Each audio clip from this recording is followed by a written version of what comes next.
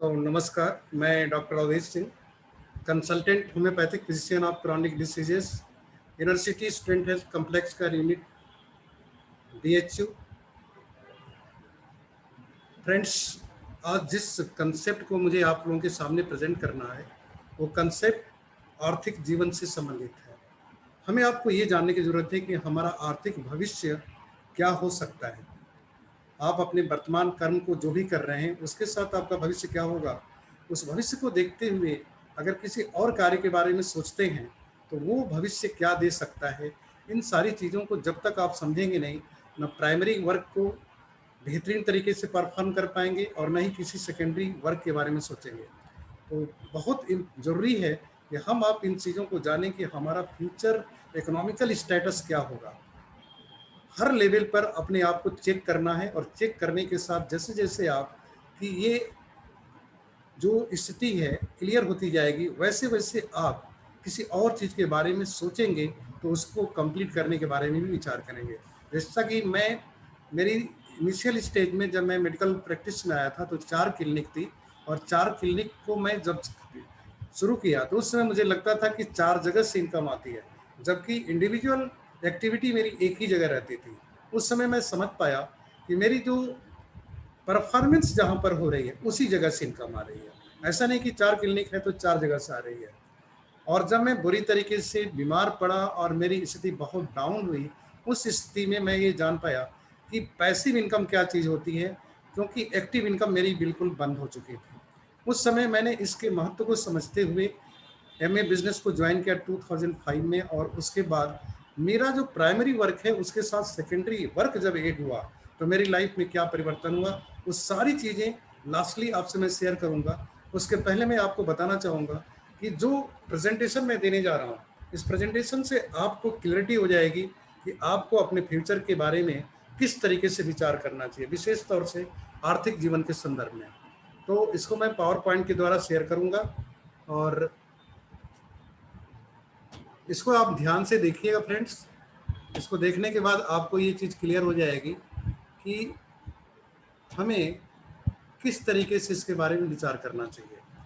So friends, सबसे पहली चीज़ ये है कि प्राकृतिक जीवन अर्थात स्वस्थ जीवन प्राकृतिक संपदा है या तभी संभव है जब हम आप प्राकृतिक नियमों का अनुपालन करते हैं। दूसरी चीज़ ये है कि प्राकृतिक जीवन हमारे स्वास्थ्य पर क्या प्रतिकूल असर डालेगा और प्रतिकूल असर पड़ता है अप्राकृतिक जीवन से, यह हम सभी जान सकते हैं जब हम उसके बारे में, वैसे हमें बात नहीं करनी है, लेकिन अप्राकृतिक जीवन हमारे जीवन पर क्या असर डालता है ये हम सभी लोग जानते हैं। हम आपसे बात करेंगे आर्थिक जीवन की, जो अर्थ पर निर्भर करता है। और दूसरी चीज, आर्थिक जीवन का मतलब, आर्थिक जीवन का संबंध सीधे आपकी उन मानवीय आवश्यकताएं से है जो रोजाना बेसिस पर आपकी जरूरत पड़ती है, जैसे भोजन, वस्त्र, आवास और इससे जुड़ी विशेषताएं। और इसके साथ आप और बेहतरीन जिंदगी के बारे में जब सोचते हैं तो ये चीजें भी आपकी लाइफ में जुड़ती चली जाती हैं। What will be the economical status depend upon your net worth. आपको ये नेटवर्थ समझना चाहिए। नेटवर्थ का मतलब ये होता है कि आपके हैंड में कैश पैसा कितना है, और वो भी पैसा कब, how much you have liquid money in your hand after accomplishment of your needs, desire and dreams. अपनी ज़रूरतों को, अपने सपनों को और अपनी आवश्यकताओं को, उन इच्छाओं को पूरा करने के बाद आपके हाथ में कितना लिक्विड मनी है, ये आपका नेटवर्थ है। नेटवर्थ का मतलब होता है जिस पैसे को आप खर्च करते समय अपनी पसंद से खर्च करें, और वो तभी कर सकते हैं जब आपकी आवश्यकताएं, सपने और इच्छाएं पूरी हो चुकी हैं। लोग पैसे तो अर्न करते हैं, लेकिन वो ये नहीं समझ पाते कि वो पैसा उनका अपनी आवश्यकताओं से संबंधित है या उनके जीवन से संबंधित है। So first of all we have to understand what is our present economical life. तो हमें आपको ये जानने की जरूरत है कि प्रेजेंट इकोनॉमिकल लाइफ हमारी आपकी इस समय क्या है। No doubt it will depends upon your source of income. जो आपका सोर्स ऑफ इनकम है उसी से ये डिसाइड होगा कि इकोनॉमिकल आपकी लाइफ क्या है। एज एम्प्लॉय वर्क कर रहे हैं, एज सेल्फ एम्प्लॉय वर्क कर रहे हैं, एज बिजनेसमैन, एज इन्वेस्टर, ये सारी चीज़ें जो सोर्स ऑफ इनकम है इसी पर बेस करती हैं। तो हम अपने लाइफ सर्किल को अभी देखना चाहेंगे कि हम सभी लोग गौर से देखें कि हमारी लाइफ सर्किल में जगह जगह पर as the stages of life कितनी इनकम की ज़रूरत है। This is our life circle. अब इस लाइफ सर्किल में अगर आप देखें तो सबसे पहले अगर शुरुआत के समय में देखें लाइफ की स्टार्टिंग में, तो हम पेरेंट की गोद में होते हैं, और पेरेंट की गोद से जब किड्स की बात की जाती है, जब बच्चे माँ बाप के गोद में रहते हैं तो उनकी चॉइस की लाइफ होती है। वो जो चाहते हैं उनके बारे में उनको लगता ही नहीं कि उनके पास नहीं होगा। और दूसरी चीज़ अगर बात करें, जब वो धीरे धीरे एजुकेशन में उनको डाला जाता है, आफ्टर 3 इयर्स टू 30 इयर्स के बीच में उनको एक चीज़ का समझ पैदा हो जाती है कि ज़रूरतों को पूरा करने के लिए पैसे की आवश्यकता है, और ये पैसे की आवश्यकता चॉइस की लाइफ से कंप्रोमाइज करना सिखाता है। जगह जगह पर बच्चे जो चाहते हैं वो नहीं मिलता। हम आप हमारे आपके जीवन में ये हो चुका है। फिर धीरे धीरे हमें आपको समझ में आता है किन चीज़ों को हम पूरा कर सकते हैं, किन को नहीं कर सकते हैं, तो चॉइस से कंप्रोमाइज की तरफ जाते हैं। और इस तरीके से इस कंप्रोमाइजिंग लाइफ से होते हुए जब हमारे पास एजुकेशनल सर्टिफिकेट आता है, हमारे पास अपने ज्ञान का जो प्रमाण पत्र आता है, उसी के बेस पर हम आप अर्निंग एबिलिटी की तरफ जाते हैं, यानी कि हम पैसे कमाने की योग्यता हमारे पास आती है। वो चाहे प्रोफेशन के रूप में हो, सर्विस के रूप में हो, या बिजनेसमैन के रूप में हो। और यहाँ से जब अर्निंग एबिलिटी शुरू होती है, आप अर्निंग करना शुरू करते हैं, तो आपकी रिस्पॉन्सिबिलिटी शुरू हो जाती है। आप कंप्रोमाइजिंग लाइफ की तरफ आप बढ़ना शुरू करते हैं। सबसे पहले इंपॉर्टेंट चीज़ क्या है, जब हम अर्निंग एबिलिटी यानी कि पैसे कमाने की योग्यता की तरफ होते हैं, योग्य बनते हैं, तो सबसे पहले हमारी जिम्मेदारी होती है हमारे पेरेंट की। पेरेंट के पूरे मतलब उन्होंने क्या सेक्रीफाइस किया, क्या कुछ ऐसा किया कि हमारी अर्निंग एबिलिटी आई। इसलिए हमारा सबसे पहला जो धर्म कर्म बनता है कि हम अपने पेरेंट के बारे में अच्छा विचार करें, उनकी जिम्मेदारी लें। दूसरी चीज़ होती है कि जब अर्निंग एबिलिटी आती है तो आदमी की शादी हो जाती है, और जब शादी होती है तो यहाँ से आपको समझने की जरूरत क्या है कि जब आप अर्निंग एबिलिटी आती है तो अकेले कमाने की और खर्च करने की आपके पास पैसे होते हैं, लेकिन पेरेंट एक जिम्मेदारी नहीं बल्कि हमारा एक रिस्पॉन्सिबिलिटी एक ऐसी है जो वास्तव में हमारा कर्तव्य निष्ठा को बताती है। तो ऐसे में जो पैसे अर्न करते हैं उसके 2 भाग होते हैं, और जैसे मैरिज होती है, शादी होती है, उसके 3 भाग हो जाते हैं। आप सहज ही समझ सकते हैं कि आपको लगेगा कि मैं 50,000 रुपये अर्न कर रहा हूँ, अगर 50,000 मंथली अर्निंग है, लेकिन वास्तव में वो आपके हाथ में 15-16 हज़ार रुपये ही आपके हिस्से में पड़ता है। लेकिन जब आपकी शादी हुई तो बच्चे होंगे, एक बच्चा होता है तो चौथा पार्ट होता है, और एक और हो जाता है तो 5वां पार्ट, और जिनके 5-6 हो जाते हैं तो आप सोच सकते हैं कि अर्निंग एबिलिटी जिसको हम मानते हैं कि हमारी तनख्वाह 50,000, 25,000, 1 लाख रुपये महीने है, वो वास्तव में आपके पॉकेट में, आपके हैंड में कितना रह जाता है। इस चीज़ को आपको गहराई से समझना चाहिए। हम आप समझते हैं कि हम अपनी जिम्मेदारियों को बखूबी निभा रहे हैं, लेकिन सच्चाई क्या है, ये हम जिम्मेदारियों को निभा नहीं रहे हैं। बीमारियों के मतलब इनकी जो निर्वहन प्रक्रिया है वो एक प्रेशर क्रिएट करती है, और ऐसे में हमें आपको पता चलता है कि हमारा आर्थिक जीवन क्या है, यानी कि हमारे हैंड में शायद ही कुछ पैसे बचते हैं। और इस तरीके से एट द एज ऑफ 30, 40, 50, 30 साल, 40 साल, 50 साल की उम्र में हम इन सारी जिम्मेदारियों का निर्वहन करते हुए जब आगे बढ़ते हैं, तो हमें आपको एक चीज़ और दिखने को मिलती है कि हम आप ये सोच सकते हैं कि जो इनकम की प्रोफाइल हमारी है, इन सारी जिम्मेदारियों के साथ किस तरह के मकान में रहेंगे। 1 कमरे के मकान में, किराए के मकान में, या 2 कमरे होंगे या 4 मकान होंगे, ये सारी चीज़ डिपेंड करती है आपकी अर्निंग एबिलिटी पर और सारी जिम्मेदारियों के साथ। इसके बाद आगे बढ़ते हैं तो हमको आपको समझना पड़ता है कि हमारे पास व्हीकल क्या होगी। हम बाइक पर चलेंगे, साइकिल पर चलेंगे, एक ही बाइक को 10 साल चलाएंगे, रिपेयर कर करके चलाएंगे, कि कार को चलाएंगे, ये सारी चीज़ डिपेंड करती है आपकी अर्निंग एबिलिटी पर। और दूसरी चीज़ है वेयरिंग क्लॉथ, कपड़े कैसा पहनेंगे। ये सब कुछ आपको सोचना चाहिए, समझना चाहिए कि अर्थ के दृष्टिकोण से आपका आर्थिक जीवन यानी अर्थ से संबंधित आवश्यकताएं किस लेवल तक पूरा करेंगे और स्तर क्या होगा उसका। और इसके आगे अगर देखें तो बैंक बैलेंस की बात करें तो हर कोई बैंक बैलेंस की बात करता है, लेकिन आप समझ सकते हैं कि अपनी जिम्मेदारियों का वहन करते हुए आपके पास बैंक बैलेंस क्या है। क्योंकि बैंक वर्ड ये बताता है कि आपकी पहचान क्या है इकोनॉमिकल पॉइंट ऑफ व्यू से। मनी इन हैंड्स की बात करें तो इन जिम्मेदारियों को वहन करते हुए आपको ये बात समझ में आ जानी चाहिए कि आपके पास पैसे की आवश्यकता है और वो इतना कम है। अगर लगता है तो आपको सावधान हो जाना चाहिए, अन्यथा आप एक कहते हैं ना इमेज यानी शो एंड पंप में फंसे रह जाएंगे। तो इस चीज़ को समझना चाहिए कि अभी भी आप अपने पॉकेट में तलाश के देखिए कि आपके पॉकेट में कितने पैसे हैं। और वो आपको ये बताता है कि वास्तव में आपके पास नेटवर्थ नहीं, वो भी जिम्मेदारियों वाला पैसे हैं। दूसरी चीज, रिक्रिएशन का मतलब मनोरंजन के लिए आप कितना समय निकालते हैं और कितना पैसा इस पर खर्च करते हैं। घूमने फिरने पर, एंजॉय करने पर, पिकनिक मनाने में आप कितने पैसे खर्च करते हैं, ये आप सोचिए इस चीज को।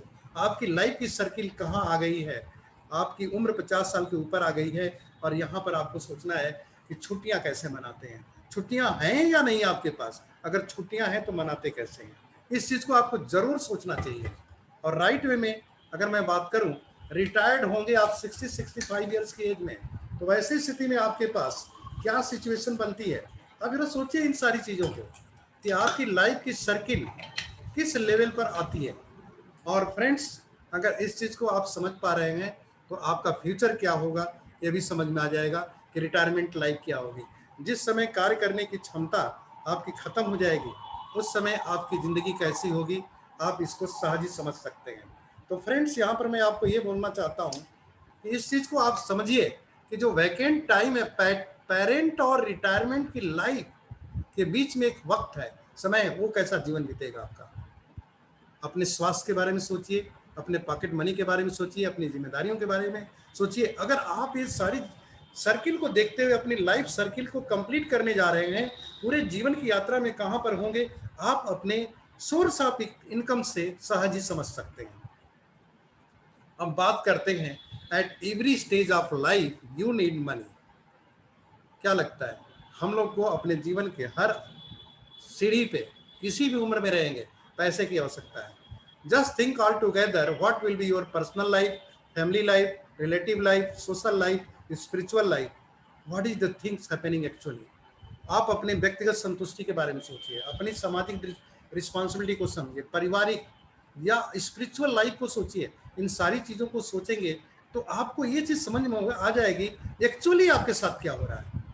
ये भ्रम की जिंदगी से बाहर निकलने की सर्किल है माय डियर फ्रेंड्स। इसकी गहराई को समझिए और आप पूरा फोकस होकर के इन बातों को अगर समझ पाएंगे तो आपके लिए कोई भी नेक्स्ट अपॉर्चुनिटी एक बहुत महत्वपूर्ण आपके जीवन में रोल अदा कर सकती है। व्हाट इज हैपनिंग, मैं आपको एक रेशियो दिखाने जा रहा हूँ, एक सर्वे है, उसका परिणाम ये बताता है कि 65% पीपुल डेड बिफोर रिटायरमेंट यानी 60-65 एज आते आते इस दुनिया से चले जाते हैं। 20% पीपुल डिसअपॉइंटेड एंड डिपेंडेंट, अपने परिवार पर निर्भर हो जाते हैं, निराश रहते हैं अपने इकोनॉमिकल लाइफ को लेकर के, अपनी जिंदगी को लेकर के। 10% people search the retirement job, आपने देखा होगा लोग कहते हैं कि कुछ जॉब मिल जाए, री एंगेजमेंट की बात करते हैं। ये ऐसे कौन लोग हैं जिनको पैसे की जरूरत अभी भी पूरी नहीं हुई।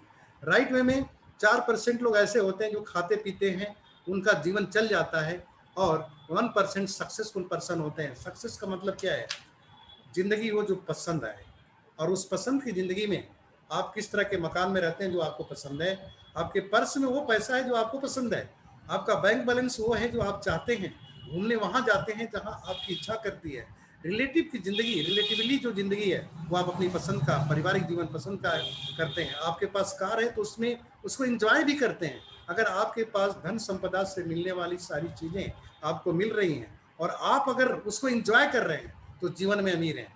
अन्यथा दुनिया में लोग बहुत सारे इतनी सारी चीजें बना लेते हैं लेकिन उसको एंजॉय नहीं कर पाते हैं। तो पैसे से अमीर बनना और जीवन में अमीर बनना दोनों अलग अलग चीजें हैं। Just identify your economical status at the present time, where we are. हमें आपको ये समझने की जरूरत है कि हम आप हैं कहाँ खड़े।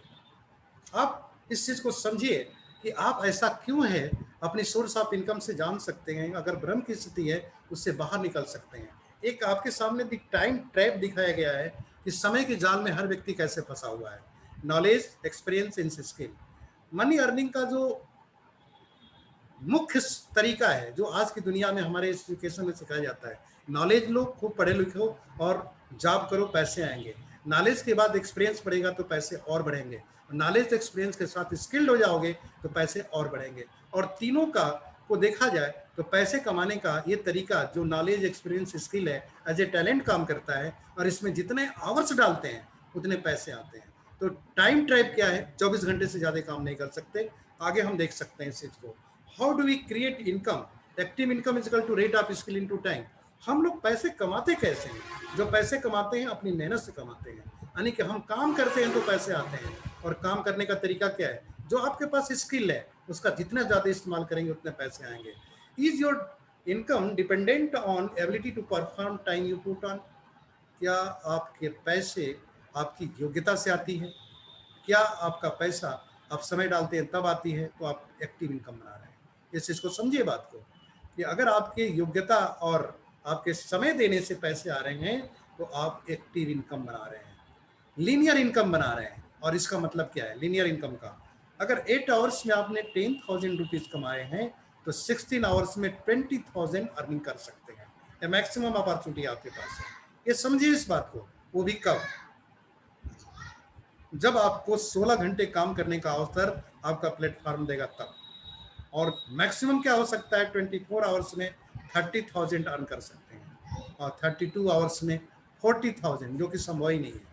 तो आपको एक चीज क्लियर समझ में आ जाती है कि आप अपनी एक्टिव इनकम बना रहे हैं। और एक्टिव इनकम से जो जीवन है, आपकी जो जिम्मेदारियां हैं, आप अपने लाइफ सर्किल से चेक करके देख सकते हैं कि आपका वर्तमान और आपका भविष्य कहाँ होगा। उस वर्तमान को आप दोहराएंगे या भविष्य में कुछ और नया करेंगे। मंथली इनकम ऑफ फैमिली समझने की बात है। एक चीज मैंने बताया कि पैसे 24 घंटे के बाद नहीं बढ़ा सकते। दूसरी चीज समझिए कि पैसे की आवश्यकता है कितनी है आपको। मंथली इनकम ऑफ फैमिली की बात करें, 1940 में जिस परिवार की 10 रुपये इनकम होती थी मंथ की, तो एक मध्यम वर्गीय परिवार जिसमें 25-30 लोग होते थे, जरूरतें कम थी, 10 रुपये में काम चलता था। और 1960 में 100 रुपया, कहने का मतलब क्या, 100 रुपीज आवश्यकता पड़ने लगी 1960 में उस परिवार को, जबकि परिवार छोटा हुआ और आवश्यकताएं बढ़ने लगी। उसी तरीके से 1980 को देखें तो 1,000 रुपये से 1980 में काम चलता था, परिवार और छोटा हुआ और आवश्यकताएं और बढ़ी, नई नई चीज़ों का ईजाद हो गया। अगर इस तरीके से देखें 2000 में, तो 10,000 रुपीज़ में दो दो चार चार आदमी की फैमिली चलती थी और एक नॉर्मल जिंदगी जीती थी, क्योंकि परिवार छोटा हुआ, आवश्यकताएं और बढ़ गई। इस तरीके से 2020 में देखें, जो कि हम लोग क्रॉस कर चुके हैं, 1,00,000 रुपये पर मंथ की इनकम है, तो आप अपनी लाइफ को सिर्फ वही कर सकते हैं जो बुनियादी ज़रूरतें हैं उसको पूरा कर सकते हैं। पैसा बहुत नहीं है अकॉर्डिंग टू इन्फ्लेशन। और इसको अगर एक कदम और आगे चलें तो 2040 में जिनकी इनकम 10 लाख रुपए पर मंथ होगी, वो इसी लाइफ को जीने वाले हैं जो पीछे से देखते आ रहे हैं। तो हमारी मंथली फैमिली लाइफ कितनी होनी चाहिए, इनकम ऑफ फैमिली कितनी होनी चाहिए, ये सहज ही आप देख रहे हैं। तो आप जरा सा एक बार चेक करके देखिए, जिस व्हीकल पर बैठे हैं आप, जिस व्हीकल आप सोर्स ऑफ इनकम का जो आपकी गाड़ी है, उससे कितने पैसे अर्न करने वाले हैं। उसी के आधार पर आप सहज ही अपने आप को चेक करके जान सकते हैं कि आपका भविष्य कैसा होने वाला है। रिक्वायर्ड इनकम अगर आपकी 1,00,000 रुपये है 2020 के बाद, और आपकी 50,000 रुपये इनकम है, तो 50,000 का डिफरेंस है, गैप है। अब आपको समझना है what will be your life, compromise life जिएंगे या चॉइस ऑफ लाइफ जिएंगे, ये सहज ही समझ चाहिए। आपको चाहिए क्या? अगर ये चीज क्लियर होती है तो आपको स्पष्ट हो जाएगा कि आपका फ्यूचर इकोनॉमिकल स्टेटस क्या होने वाला है। तो ये तीसरी चीज मैंने बताया आपको, जिससे आपको क्लियरिटी हो जाएगी कि इस बिजनेस में आपको जो आगे बताया जाएगा आपके लिए कितना आवश्यक है। बात करते हैं इनकम और 4 क्वाड्रेंट की। 4 क्वाड्रेंट में अगर देखें, पैसे बनाने के जो 4 रिसोर्सेज हैं, उनमें पैसे बनाने का जो तरीका एकमात्र एक है, income is equal to rate of it skill into hours, number of hours. जितना ज़्यादा समय डालेंगे उतने ज़्यादा पैसे कमाएंगे। एम्प्लाई को बात देखें, हु आर एम्प्लाई, जो इंटेलिजेंट हैं और कहीं ना कहीं काम करते हैं, हार्ड वर्किंग है, स्किल्ड है, डू नॉट टेक रिस्क, जो रिस्क लेने को तैयार नहीं, इनको कहते हैं एम्प्लाई। मंथली इनकम आती है। और हु आर सेल्फ एम्प्लाई, अगर उनकी बात करें तो self employ, intelligent, hard working, skill and do not ready to take risk. Businessman की बात करें, अभी एम्प्लाई सेल्फ एम्प्लाई को देखेंगे तो 24 घंटे के अंदर ही काम करना है। बिजनेसमैन को काम करेंगे देखेंगे तो not very intelligent, not very hard working, not skill, ready to take risk, हमेशा खतरा लेने के लिए, रिस्क लेने को तैयार रहते हैं। और हु आर इन्वेस्टर, इन्वेस्टर जो not very intelligent, not very hard working, not skill, ready to take always risk, risk लेने के लिए हमेशा तैयार रहते हैं। अब आप अपने आप को चेक करके देखिए किस कैटेगरी में है, और अगर आपको अभी भी क्लियर नहीं हुआ तो अगला स्लाइड आपको क्लियर कर देगा कि आप किस कैटेगरी में हैं।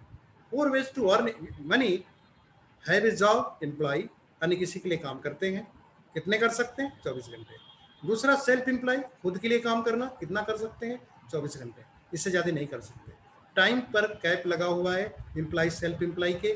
और बिजनेसमैन को देख सकते हैं कि on going income from the business system, इनका बिजनेस सिस्टम डेवलप करते हैं जिससे पैसे आते रहते हैं। और investor on going income from the using capital, इनके पास पैसा इतना होता है कि उसको इन्वेस्ट करके पैसे अर्न करते रहते हैं। अब दोनों साइड का कंपैरिजन करके देखें, एम्प्लॉय सेल्फ एम्प्लॉय पॉपुलेशन के दृष्टिकोण से पूरे विश्व में 90% लोग इस कैटेगरी में हैं। और राइट साइड में अगर देखें बिजनेसमैन इन्वेस्टर को तो केवल 10% है। लेकिन वेल्थ के दृष्टिकोण से देखें तो 10% वेल्थ जो है एम्प्लॉय सेल्फ एम्प्लॉय में बढ़ता है और बिजनेसमैन इन्वेस्टर में 90% वेल्थ बढ़ता है। अब आपको साझी समझ में आ जाना चाहिए कि पैसा आपके पास कितना है। 90% आबादी के पास 10% पैसा है तो उसकी ज़िंदगी कैसी होगी, और 10% लोगों के पास 90% वेल्थ है तो कैसी ज़िंदगी होगी। अब आपको अपना स्विच करने के बारे में विचार करना चाहिए कि एम्प्लॉय सेल्फ एम्प्लॉय ना हो या बिजनेसमैन इन्वेस्टर ना हो। अब आप अपनी इनकम को चेक करिए कि आपकी इनकम कैसे आती है। इससे आपको पता चल जाएगा कि आप एक्टिव इनकम बनाते हैं कि पैसिव इनकम बनाते हैं। मंथली पे चेक, महीने में आपको पैसा मिलता है, बिजनेस के प्रॉफिट से आप पैसे कमाते हैं, प्रोफेशनल फीस लेते हैं, बोनस है, सेल्स कमीशन है, तो आप एक्टिव इनकम बनाते हैं। काम करते हैं तो पैसे आते हैं, नहीं करेंगे तो नहीं आएंगे। पैसिव इनकम क्या है? एसेट जनरेटेड इनकम, यानी ऐसा एसेट बनाया जिससे पैसा आ रहा है। Rental income, dividend income, fix deposit income, royalty income, residual income. काम एक बार, पैसा बार बार। आप अपने आप को सोच के देखिए, क्या आपने एक बार काम किया पैसे बार बार आ रहे हैं? क्या आप रोज काम करते हैं तो पैसे आते हैं? When passive income exceed monthly expenditure, जब मंथली इनकम जो आपकी है और वो पैसिव है और आपके खर्च से ज़्यादा आती है, जितना खर्च करते हैं उससे ज़्यादा पैसिव इनकम आती है, तो फाइनेंशियल फ्रीडम को एंजॉय कर सकते हैं। अब आप अपने सोर्स ऑफ इनकम से इसको चेक कर सकते हैं कि आपकी एक्टिव इनकम ज़्यादा है, एक्सपेंडिचर ज़्यादा है कि पैसिव। यहाँ पर एक पिक्चर में ये दिखाया गया है कि एक्टिव इनकम आपकी अधिक भी है लेकिन एक्सपेंडिचर से अधिक है, फिर भी आप काम करेंगे तो पैसे आएंगे, तो फाइनेंशियल फ्रीडम एंजॉय नहीं कर सकते। लेकिन अगर आपकी पैसिव इनकम खर्च से ज़्यादा है तो फाइनेंशियली यू आर फ्री। अब आप देखिए कि आपका भविष्य क्या होगा उस व्हील के अनुसार, जो लाइफ स्पान की सर्किल दिखाई गई थी, उस सर्किल में आप कहाँ पर खड़े अपने आप को पाएंगे। अगर आपने डिसीजन लिया कि मैं भी पैसिव इनकम बनाऊंगा, तो आपको जानना चाहिए कि पैसिव इनकम कैसे आता है। How passive income is generated. Franchisor passive income बनाता है, 4% फ्रेंचाइजी से लेता है। फ्रेंचाइजर जैसे बाटा, नीट, KFC, मैकडोनाल्ड, ये लोग फ्रेंचाइजी देते हैं, फ्रेंचाइजर होते हैं खुद, और 4% की इनकम इनको हर रिसोर्स से आती है। एग्जाम्पल के तौर से अगर हम देखें कि 1,000 रुपये पर डे अगर 25,000 आउटलेट से एक फ्रेंचाइजर अर्न कर रहा है तो 2.5 करोड़ डेली अर्न कर रहा है। 10 घंटे अगर उसके लिए दुकान किसी की खुलती है और 25,000 आउटलेट पर 10 घंटे काम होते हैं तो उसके यहाँ 25,000 घंटे डेली काम होते हैं, मतलब समय बढ़ा, पैसा बढ़ा। अब इनके सामने चैलेंज क्या है? There are two constraints in traditional franchisee model. High investment की जरूरत पड़ती है। दूसरी चीज क्या है? Franchisor have the combination of time money security but franchisee have not. Franchisor जो फ्रेंचाइजी दे रहा है उसके पास तो रॉयल्टी इनकम, पैसिव इनकम आ रही है, लेकिन फ्रेंचाइजी के पास नहीं आ रही है। फ्रेंचाइजी भी लेने के लिए करोड़ों रुपया चाहिए और फ्रेंचाइजर बनने के लिए तो बहुत चाहिए, 100-200 करोड़ रुपया चाहिए। क्या आपके पास ये ऑप्शन है? दूसरी चीज देखिए, सिंगल लेवल मार्केटिंग को अगर देखें, अपोलो को, Apollo Delhi, Apollo Lucknow, Apollo Chennai, Apollo Varanasi, Apollo Calcutta, या अपोलो के हॉस्पिटल की फ्रेंचाइजी है। एक मॉडल दिखाई गई है जहाँ भी अपोलो हॉस्पिटल है, एक डायरेक्ट अपोलो ने इस सारे हॉस्पिटल को फ्रेंचाइजी दिया है। और इस आधार पर ये लेवल देख करके आप समझ सकते हैं कि आप भी अपना अपोलो के मॉडल पर फ्रेंचाइजी दे सकते हैं अगर आपके पास पैसे हैं, जो कि आप सहज ही समझ सकते हैं कि आपके लिए अपॉर्चुनिटी है या नहीं है। Challenge in traditional market, suppose करिए कि आप सिंगल लेवल फ्रेंचाइजी नहीं दे सकते, आप फ्रेंचाइजर नहीं बन सकते, तो एक बार ट्रेडिशनल बिजनेस के बारे में विचार करिए। ट्रेडिशनल बिजनेस में कैपिटल चाहिए, इंफ्रास्ट्रक्चर चाहिए, एरिया लिमिटेशन चाहिए, market competition, knowledge, change in technology, सारी चीज़ों के साथ अगर आप हैं तो आप अपना बिजनेस को स्टैंड कर सकते हैं।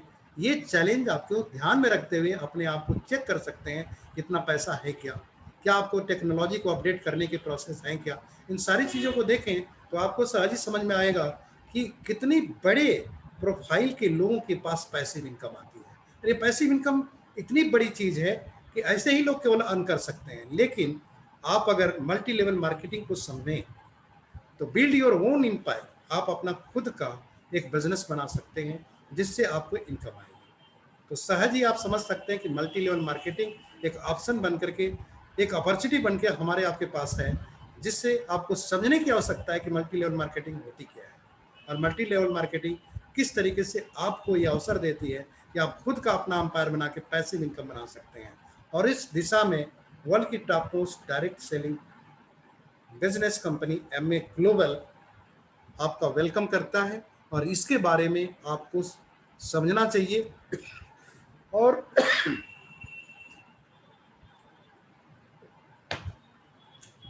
जो मीटिंग आपके सामने प्रेजेंट की जाती है डेली या नेशनल लेवल से, या ये अपॉर्चुनिटी जिस तरीके से आपके सामने रखी जाती है, इसकी कीमत को समझिए। एमए कंपनी किस तरीके से आपको वो अपॉर्चुनिटी देती है जो आप पैसिव इनकम बना सकते हैं।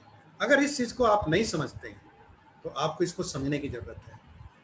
यहाँ पर मैं आप लोगों को यही कहने के लिए मैं इस समय मीटिंग में हूँ कि फ्रेंड्स, अगर आप इस बात को समझ पाए कि आपके लिए कितना महत्वपूर्ण है पैसिव इनकम और कितना महत्वपूर्ण है आपका इकोनॉमिकल स्टेटस फ्यूचर का, आप सहज ही देख सकते हैं कि आप अपने कार्य के द्वारा अपनी लाइफ सर्किल में कौन ज़िंदगी जी रहे हैं, और उस ज़िंदगी को जीते हुए अगर वही स्किल आपके पास है तो आप कौन सी जीवन आगे आने वाले वक्त तक जीने वाले हैं। तो आपका इकोनॉमिकल स्टेटस आपका एक्चुअल में क्या है, ये आपको तुरंत जांचना चाहिए। और जांचने के बाद अब अपनी स्थिति को देखना चाहिए, क्या अगर मैं चाहूँ तो ट्रेडिशनल बिजनेस कर सकता हूँ, क्या उतना कैपिटल है मेरे पास। और इसके बाद अगर आपको लगता है कि मैं सिंगल लेवल मार्केटिंग के बारे में सोचूं, तो क्या आप सिंगल लेवल मार्केटिंग कर सकते हैं। अगर आपको और आगे सोचना है तो क्या आप अपोलो जैसा हॉस्पिटल की फ्रेंचाइजी आप दे सकते हैं किसी को। सारे चैलेंजेस के साथ सब कुछ स्टडी करने के बाद आप एमए डायरेक्ट सेलिंग व्यवसाय के बारे में सोचिए, जो मल्टी लेवल मार्केटिंग में वर्ल्ड की टॉप मोस्ट लीडिंग ब्रांड है, और ये अपॉर्चुनिटी देती है कि आप अपना स्वयं का बिजनेस कैसे बना सकते हैं और बना करके आप इस बिजनेस में अपने आप को, अपनी आर्थिक जीवन को बेहतर बना सकते हैं और पसंद की ज़िंदगी दे सकते हैं। लास्टली मैं कहूँगा, रिच डिवास जेवन एंडल और उसमें Doug DeVos vice president of MA company at the present में जो है, उन्होंने कहा in this business you will have the opportunity to control your own future, आप अपने फ्यूचर को कंट्रोल कर सकते हैं, ये अपॉर्चुनिटी है। Just one question with you, आप चेक करिए at the present career path what are the chances to live the life what you want. जो ज़िंदगी जीना चाहते हैं आपके प्रेजेंट करियर पाथ में कितना अवसर है।